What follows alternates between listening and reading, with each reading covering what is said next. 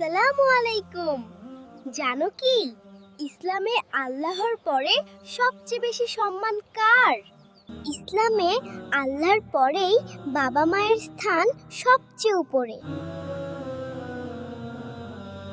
মায়ের পায়ের নিচে রয়েছে সন্তানের জান্নাত। আর বাবা হলেন জান্নাতের একটি দরজা।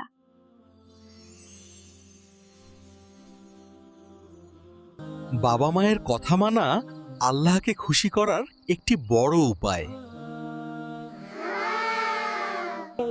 তাদের কষ্ট দিলে আল্লাহ অসন্তুষ্ট হন।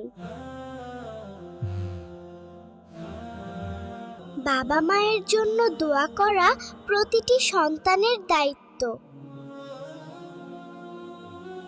তাদের কাজে সাহায্য করাও ইসলামে অনেক বড় সওয়াব।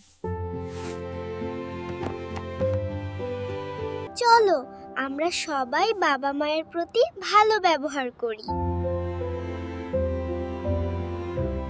আবার দেখা হবে নতুন আরেকটি ভিডিওতে। আল্লাহ হাফেজ।